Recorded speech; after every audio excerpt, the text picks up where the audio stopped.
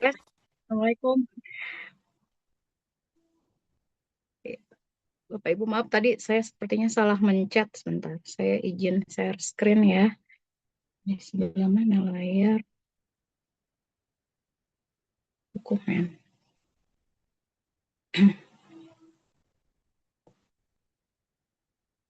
Ih, kok keluar lagi sih dia? Kenapa ya?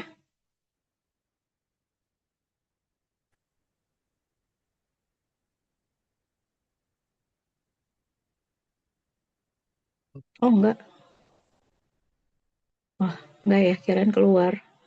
Sebentar, dokumen. Yang terlihat di layar Bapak Ibu sekarang apa? Tidak ada, Ibu. Oh, belum ya. Sebentar. Ke pengaturannya soalnya. Apatin. Apa tuh, Pak? Bentar, Pak. Ini bagikan layar. Kalau ini apa yang terlihat? Nama aja, Ibu. Belum ada Oh, mana aja. bukan web, bukan ini ya.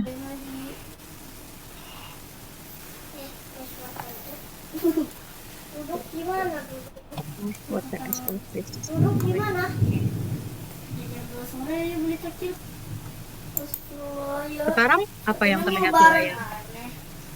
Belum ada. Oh ini yang di depan itu mobil. Tahu. Ini siapa? Oh buat foto.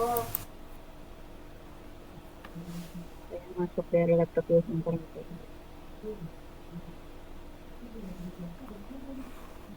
Saya tidak mau dia ya.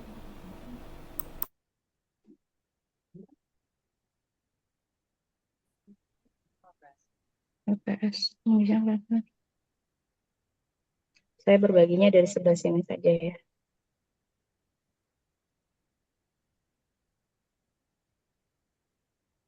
Oke. Kalau di sini sudah terlihat ya.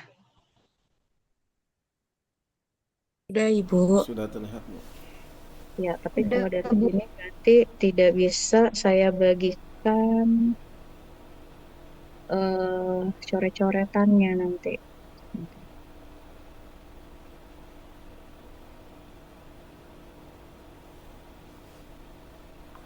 Ya.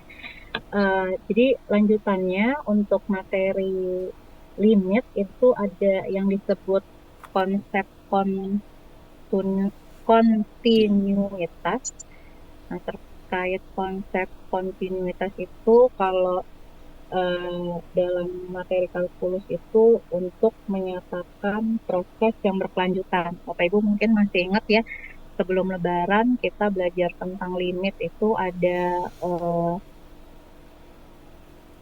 definisi limit, kemudian juga ada apa namanya teorema limit, kemudian juga ada limit kiri dan limit kanan gitu ya, di mana di situ eh, limit itu dikatakan ada apabila nilai limit kiri dan limit kanannya sama. Nah, itu yang di pertemuan kedua kita bahas.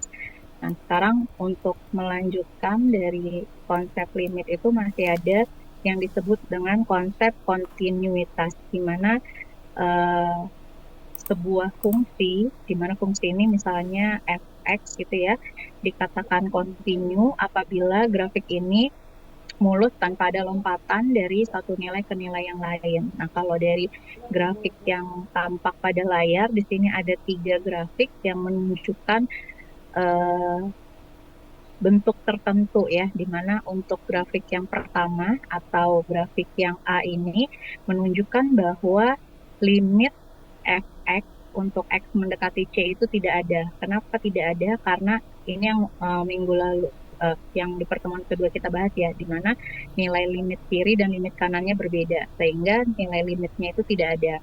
Nah, kalau grafik yang B itu yang di tengah ini menunjukkan bahwa dia ada nilai limitnya, di mana nilai limit dan limit kiri dan limit kanannya sama, hanya saja nilai pada FC-nya itu tidak sama dengan nilai limitnya. Jadi di sini di lambangnya limit X mendekati C untuk fungsi fx itu tidak sama dengan fc. Nah, yang ketiga ini adalah grafik yang menunjukkan bahwa nilai limitnya sama, kemudian nilai limitnya ada, artinya limit kiri dan limit kanannya sama nilainya, kemudian nilai fc-nya juga sama. Di sini maksudnya fc itu adalah ketika kita substitusi nilai X sama dengan C, atau kita ingin melihat bagaimana nilai fx sama dengan C itu berapa nilainya. Nah, di sini dia karena sama, maka untuk grafik yang C ini nilai limit fx untuk X mendekati C sama dengan FC. Nah, dari ketiga grafik ini, mana yang menunjukkan kekontinuitas? Yang pertama, yang kedua, atau yang ketiga?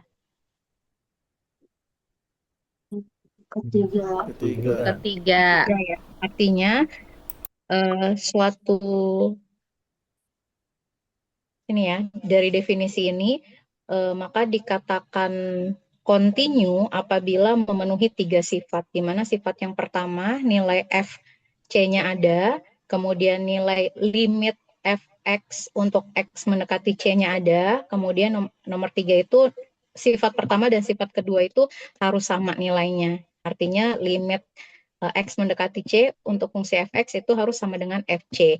Nah, kalau salah satu kondisi itu tidak terpenuhi, maka fungsi tersebut dikatakan tidak kontinu pada titik X sama dengan C. Seperti itu. Jadi biasanya kita ingin melihat apakah sebuah fungsi itu kontinu pada titik tertentu gitu. Nah, syaratnya itu harus memenuhi ketiga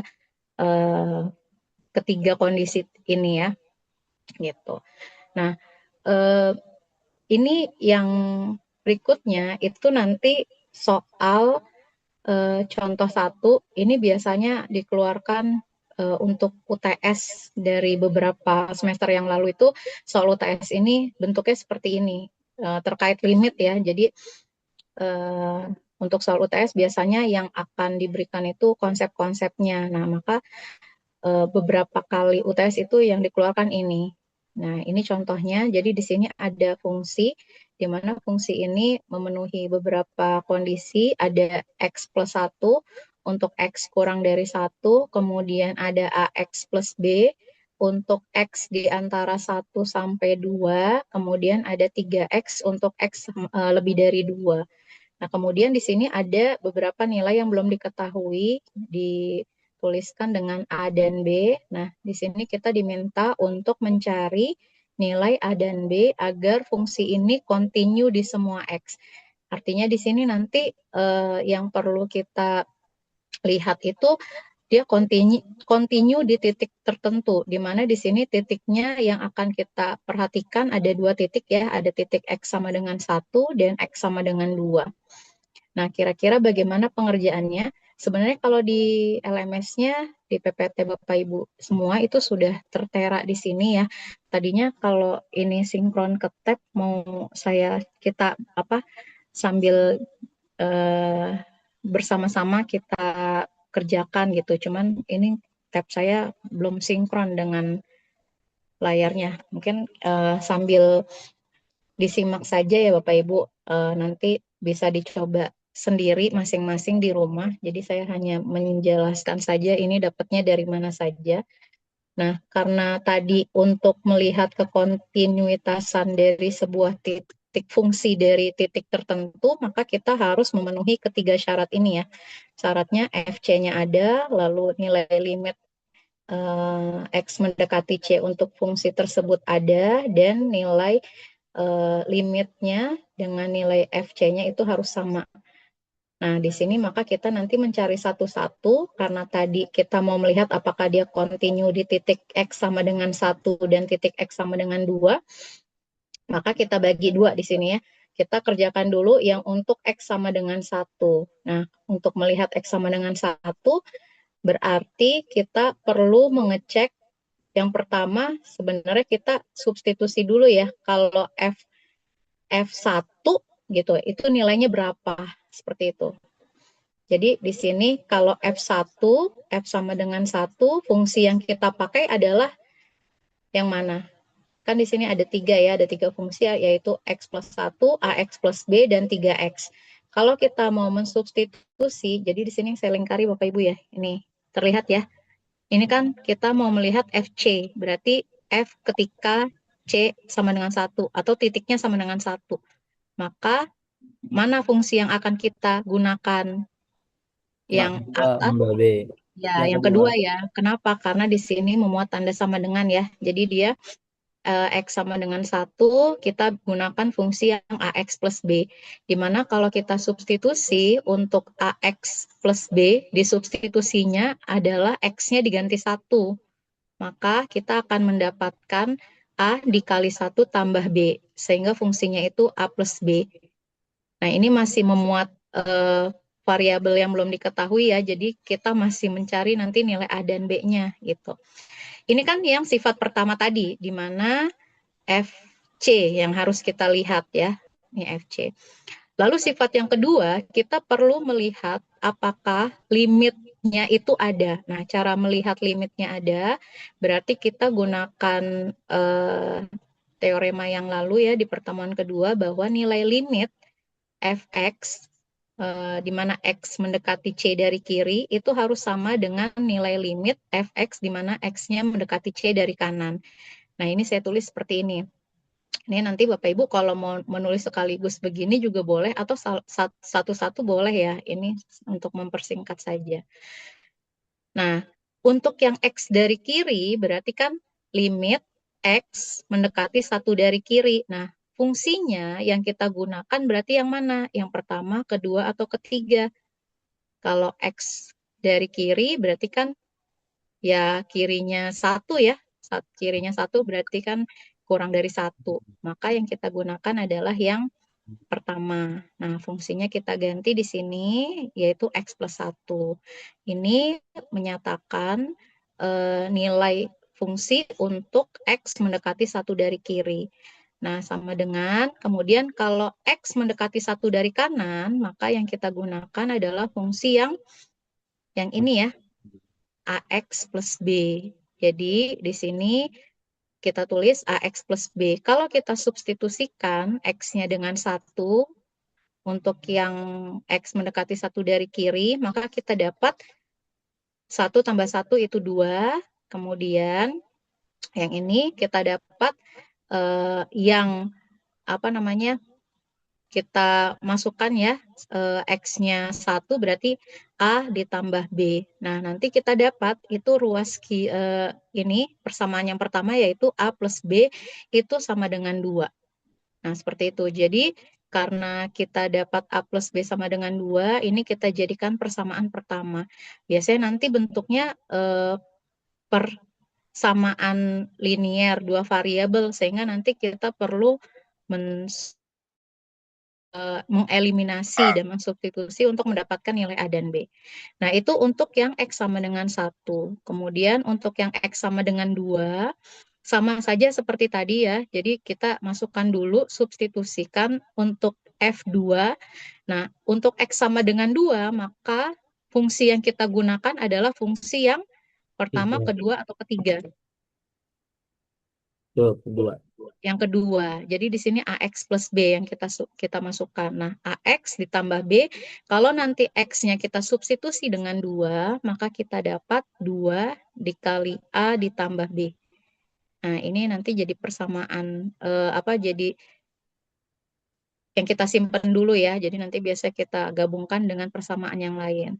Nah, kemudian kita akan melihat fungsi yang kedua, yaitu melihat nilai limit X mendekati 2 dari kiri maupun dari kanan. Untuk limit X mendekati 2 dari kiri, fungsinya yang kita gunakan atau fx-nya yang kita gunakan adalah yang kedua ya. Nah, kedua berarti AX plus B. Kita substitusi tadi AX plus B, substitusi X-nya dengan 2, maka kita dapat 2 kali A ditambah B. Kemudian kalau limit X mendekati 2 dari kanan, maka untuk fungsi yang kita gunakan itu adalah yang ini, 3X. Sehingga kalau kita substitusi, 3 dikali 2 kita dapat 6. Nah, ini menjadi persamaan yang kedua, maka kita dapat 2A plus B sama dengan 6. Nah, ini ada dua persamaan pertama dan persamaan kedua. Yang dimintakan tadi mencari nilai A dan B ya, supaya fungsi ini continue. Sehingga untuk mencari A dan B, kita gunakan eliminasi substitusi. Ini yang paling mudah dieliminasi dulu ya. Jadi kalau dieliminasi, karena di sini kita tuliskan dulu persamaan kedua yaitu 2A plus B sama dengan 6. Persamaan pertama A plus B sama dengan 2. Kalau kita eliminasi, kita hilangkan B-nya, maka kita dapat 2A dikurang 1A. Berarti kan 1A sama dengan 6 dikurang 2 berarti 4. Dapat nilai A-nya yaitu 4, kemudian nilai B-nya tinggal disubstitusikan. Maka nanti didapat hasilnya adalah B sama dengan 2 min A, atau 2 dikurang 4 sama dengan min 2. Nah, berarti ini nanti diperolehnya A sama dengan 4, B sama dengan min 2. Seperti itu. Ini contoh soal yang memang biasanya dikeluarkan dalam UTS, Bapak Ibu. Tapi kalau UTS soalnya yang seperti saya pernah cerita kayaknya di awal itu kalau nanti bentuknya tidak semudah ini juga ya. Ada yang saya bilang waktu itu bisa berbeda-beda setiap orang tergantung NPM-nya. Jadi nanti Bapak Ibu tinggal mengikuti pola yang di sini saja untuk kekontinuitasan ini. Begitu. Itu terkait kontinuitas. Nah, berikutnya ini untuk yang aplikasi limit. Sebenarnya untuk aplikasi nanti Bapak Ibu dibebaskan mencari sesuai dengan bidang pengetahuan Bapak Ibu masing-masing ya. Karena kalau penggunaan aplikasi limit sendiri dalam kehidupan sehari-hari mungkin banyak luas gitu. Karena beberapa konsep juga itu terkait tidak hanya artinya limit ini tidak berdiri sendiri. Kayak misalnya ketika kita membahas mengenai konsep lain dalam kalkulus seperti turunan atau seperti deret, nah itu muncul lagi konsep limit di situ. Seperti yang tertera di layar Bapak Ibu semua di sini untuk persamaan yang diferensial ya. Ada F1X, F aksen X itu artinya turunan pertama, itu kan sama dengan DY per DX ya. Kemudian konsep itu didapat dari awalnya konsep kemiringan suatu garis. Nah, ini kemiringan suatu garis ini menggunakan limit dalam pengerjaannya. Artinya ada keterkaitan antara turunan dengan limit. Jadi si turunan ini tidak berdiri sendiri. Nah, di sini ada fx plus h dikurang fx dibagi h. Kalau kita kaji lebih dalam, itu nanti akan dipelajari di materi turunan. Ini aslinya itu berawal dari kemiringan garis ya. Jadi mencari gradien, makanya muncul ini. Dimana nanti di sini h-nya itu mendekati 0. H itu tinggi ya gitu kalau nggak salah, nanti kita bahasnya di turunan. Begitu juga untuk materi di integral, di mana ketika kita mencari nilai integral dari suatu batas, di mana batas ini batas tahingga gitu, nah itu pengerjaannya pasti menggunakan limit. Jadi kita tidak bisa langsung mengganti nilai ini, atau kita tidak bisa langsung menghitung atau mengkalkulasi di kalkulator atau di alat hitung lainnya gitu. Maka di sini pakai pendekatan limit. Artinya nilai pendekatan gitu ya, bukan nilai yang sebenarnya. Nah, itu adalah konsep-konsep limit dalam ilmu pengetahuan lain. Artinya kalau kita berbicara kalkulus, dia masih terkait dengan bahasan-bahasan di matematika yang lainnya. Nah, ini nanti akan dibahas masing-masing ya, karena ke depan kita akan belajar turunan, juga belajar integral. Nah, nanti ketemu lagi tuh limit gitu. Kemudian terkait itu juga ada deret. Nah, Bapak Ibu yang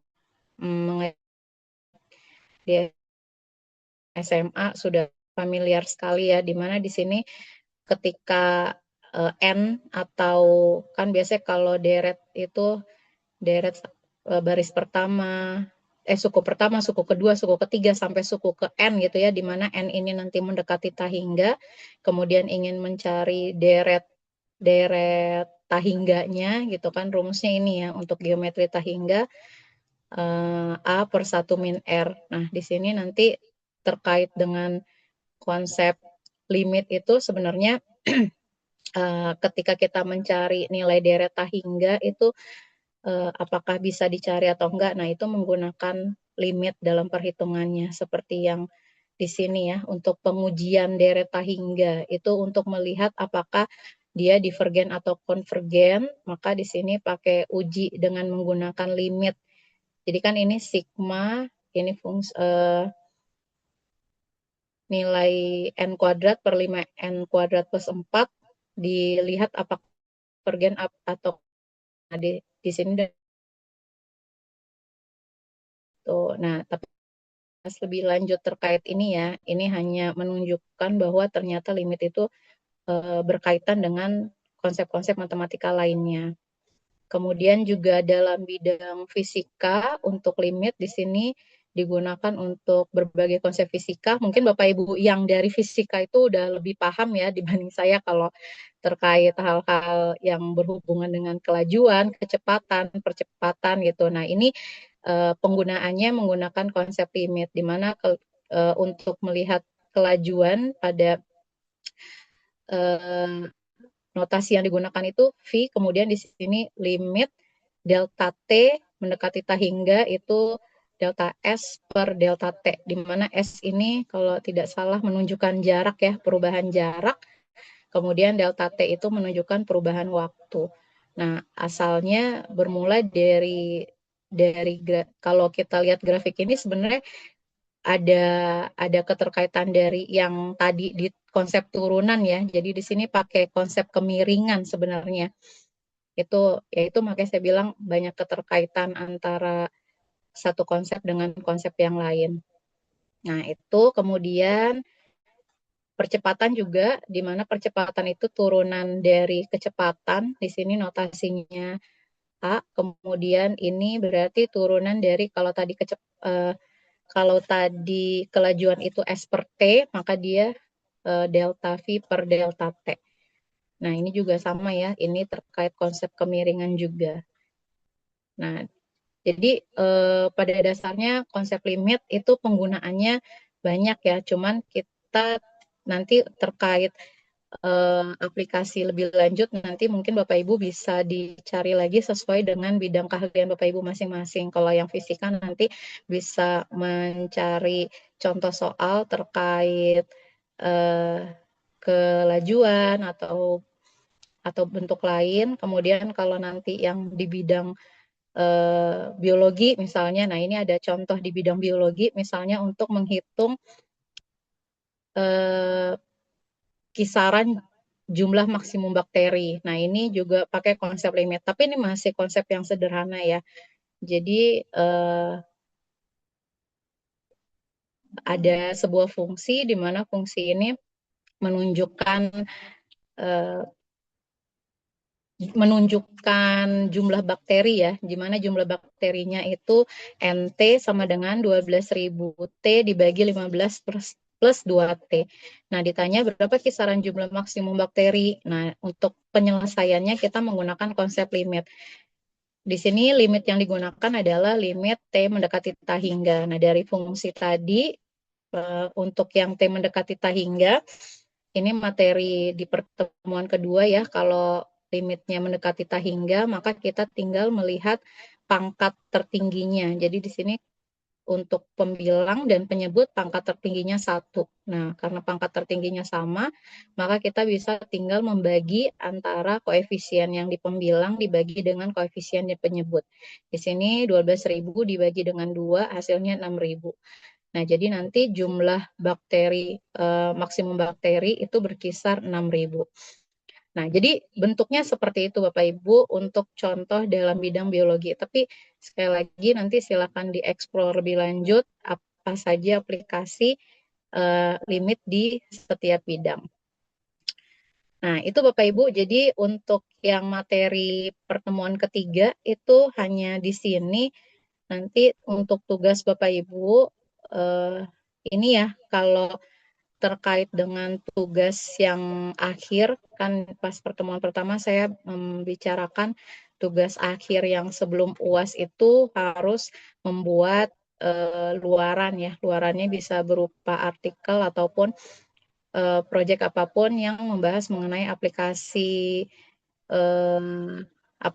konsep matematik di kehidupan sehari-hari. Nah, ini udah di konsep yang pertama yaitu limit. Jadi nanti Bapak Ibu boleh mencoba mencari-cari kira-kira apa contoh aplikasi atau penggunaan limit dalam bidang Bapak Ibu masing-masing. Di sini ada biologi, ada fisika, ada kimia. Nah, nanti bisa diambil satu contoh kasus. Biasanya nanti bentuknya soal cerita, kemudian bagaimana bagaimana rumus yang digunakan dan bagaimana penyelesaiannya. Nah, seperti itu nanti silakan dicari terkait tugas satu ini. Nah, nanti tugas satu Bapak Ibu tidak perlu mengumpulkannya. Pokoknya intinya sudah mencoba mencari dari sekarang untuk kasus terkait limit. Seperti itu. Oke, Bapak Ibu, nggak banyak ya sebenarnya. Mungkin kalau kita sambil menghitung ini nanti agak lama, tapi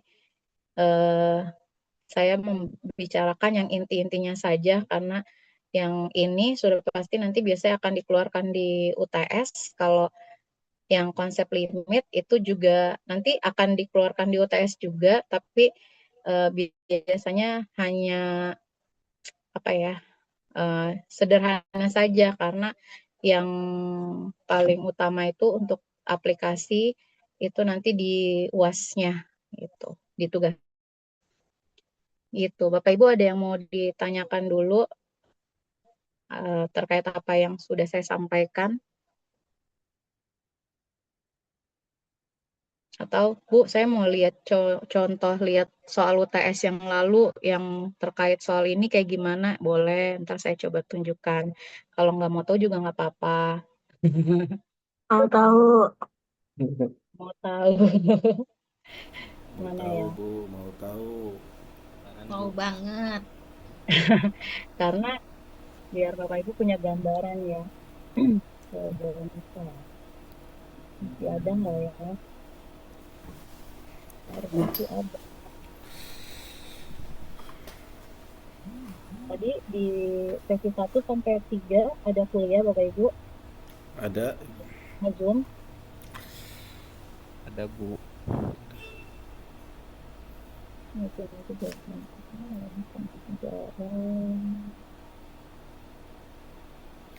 Itu tulisan matematika terapan.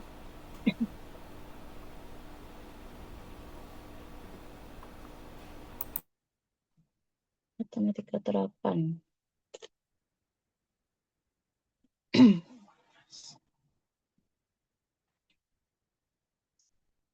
Nah, jadi bentuknya seperti ini misalnya ya. Terlihat kan? Belum ya?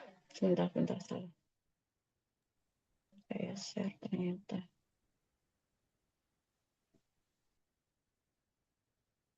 Terlihat Bapak Ibu?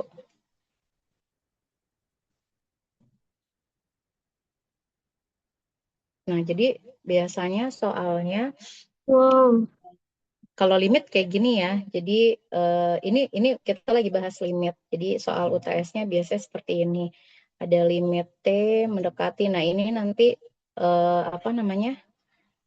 Angka-angka yang ada di NPM Bapak Ibu nih. Jadi soalnya terus gini 5 tambah B tambah C. Kemudian di sini 5 tambah B tambah C dikurang T akar 5 tambah B tambah C dikurang akar T. Jadi nilai B dan C-nya ya tergantung NPM Bapak Ibu. Nanti tinggal mengikuti saja. Setiap orang berarti beda-beda ya untuk nilai B dan nilai C-nya. Nah, jadi nanti penggunaan aplikasi limit. Nah, ini penggunaan konsep limit ya. Jadi minggu lalu kan kita sudah belajar konsep yang seperti ini ya. Masih ingat nggak pakai apa? Kalau nggak salah perkalian sekawan ya. Yang kalau nanti di sini dikurang berarti di sini ditambah kayak gitu. Nah, ini salah satu contohnya Bapak Ibu. Nah, kalau yang tadi terkait kontinuitas bentuknya seperti ini. Jadi ada fungsi X plus C plus 6. Terus nanti di sini X kurang dari B plus 2. Nah, ini nanti juga nilai ABC-nya diganti berdasarkan MPM Bapak Ibu. Nilai M dan N ini nanti yang ditanya, karena di sini yang diminta nilai M dan N. Nah, jadi bentuknya seperti ini. Cara pengerjaannya seperti yang tadi sudah dibahas ya. Langkah 1, mencari nilai limit kiri dan limit kanannya dulu. Baru nanti cari nilai FC-nya untuk mencari nilai M dan N. Kalau dilihat-lihat angkanya nggak cantik ya, karena kan angkanya nanti macam-macam tergantung NPM Bapak Ibu. Nah, jadi bentuknya seperti ini nanti kalau UTS. Untuk yang limit. Gitu. Nah, kalau aplikasinya bagaimana? Biasanya aplikasinya soalnya begini nanti diberikannya studi kasus studi kasus penggunaan aplikasi apa. Nah, ini bentuknya begini. Ada masalah, konsep matematika yang digunakan, kemudian uraian solusi yang ditawarkan. Nah, gitu. Seperti itu Bapak Ibu terkait matematika terapan nanti. Punya gambaran ya, kira-kira nanti UTS-nya bagaimana. Jangan kaget nanti. Ini saya udah ngasih tahu dari sekarang ya. Oke, terkait limit ada yang mau ditanyain dulu Bapak Ibu?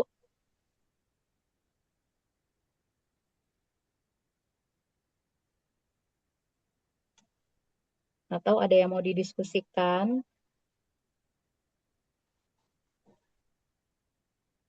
Mas Julian tarik napas nih, kenapa dia? Aman. Atau udah cukup pusing?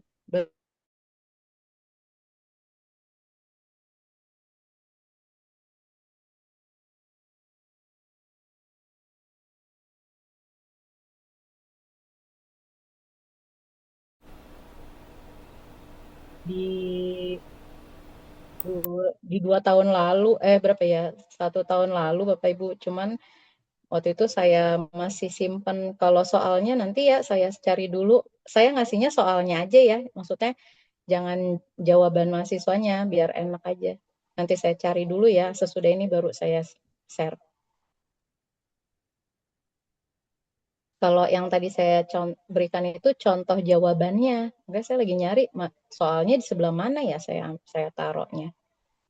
Tapi gambarnya seperti itu kan, ini baru belajar limit ya. Nanti untuk materi lain ya sama kayak gitu. Jadi mau nanti integral, mau nanti turunan, pakainya ABC tadi, tergantung Bapak Ibu nanti NPM-nya berapa gitu. Ini nggak ada coret-coretan karena memang tadi ya saya nggak bisa nulis pakai tab, ini bukanya pakai laptop. Tadi pakai tab nggak bisa sinkron, nggak tahu kenapa. Kayak gampang kan, nggak susah. Maksudnya insya Allah bisa lah. Tinggal nanti Bapak Ibu coba cari contoh aplikasi limitnya aja gitu. Sebenarnya saya juga mau nunjukin beberapa hasil kemarin pas mahasiswa itu mengumpulkan artikel dari beberapa konsep matematik ya. Cuman ternyata tidak saya download di LMS. Jadi sekarang LMS ini udah nggak bisa kebuka yang semester kemarin. Jadi nanti bentuk kira-kira tugas luarnya itu seperti apa gitu. Tapi terkait aplikasi nanti mungkin yang tadi sudah saya contohkan ya. Jadi saya coba buka lagi ya beberapa contoh yang lain. Bentar. Sebentar. Matematika.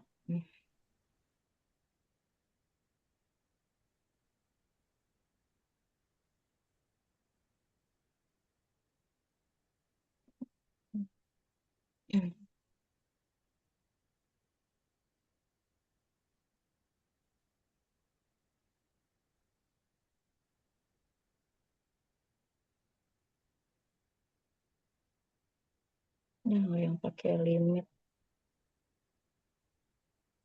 Nah, ini udah pakai konsep limit nih. Ini contoh studi kasus penerapan limit dalam kehidupan sehari-hari. Permasalahannya pada bidang kimia. Nah, ini yang bidang kimia nih, siapa nih? Jadi, untuk membuat suatu larutan garam dapat mereaksikan suatu larutan asam dengan larutan basa. Garam yang merupakan produk atau hasil reaksi dapat dibuat dengan laju reaksi setiap saat yang dirumuskan dengan Ft. 2T kuadrat min T, di mana V, di mana V molaritas M dan T dalam detik. Jika T mendekati 10 detik, berapakah besarnya laju reaksi tersebut berlangsung? Nah, konsep matematika yang digunakan itu adalah konsep limit dengan besarnya laju reaksi yang ditanya adalah laju reaksi yang mendekati waktu tertentu, T mendekati 10. Karena sifatnya adalah pendekatan, maka konsep matematika yang digunakan adalah konsep limit. Nah, di sini solusi yang digunakan menuliskan diketahui, T sama dengan 2T kuadrat min T, kemudian ini artinya menuliskan dalam model matematik ya. Ditanya V sama dengan limit yang mendekati 10, 2T kuadrat min T, kemudian menjawabnya ya tinggal mensubstitusi ya. Jadi laju reaksinya 160 M per detik. Nah, ini salah satu contoh aja. Tapi nanti Bapak Ibu ya silakan dicoba cari lagi ya. Saya yakin kalau kalau yang sesuai konsep, maksudnya yang dari kimia pasti lebih paham lah bagaimana menjabarkan permasalahan dalam bidang kimia, atau yang dari fisika juga sama, bagaimana menjabarkan dalam bidang fisika. Nanti tinggal dikaitkan saja dengan penggunaan konsep limit seperti itu. Nah, itu nanti kalau di UTS yang diminta begitu, makanya Bapak Ibu udah mulai nyicil dari sekarang. Jadi nanti misalnya tadi tugas 1 kan diminta mencari contoh-contoh studi kasus yang berkaitan dengan limit. Nah, Bapak Ibu sudah punya. Nanti di 2 minggu lagi mencari studi kasus yang berkaitan dengan turunan. Nah, ketika UTS ya udah tinggal nyalin aja, nggak perlu nyari-nyari lagi gitu maksudnya. Karena memang ketika di UTS pasti ditanyakan di soal nomor terakhir itu tadi, berikan studi kasus dari konsep limit, turunan, dan integral. Jadi Bapak Ibu tinggal menuliskan saja gitu. Karena kita sudah punya arsipnya dari awal. Ada lagi nggak ya yang limit?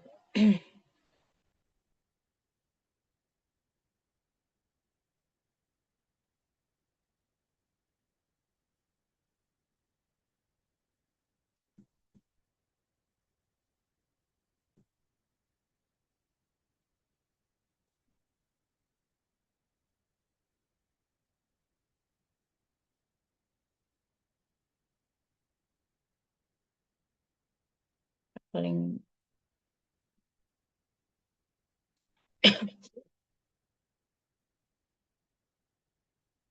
nggak ada kayaknya limit. Terus buka satu-satu.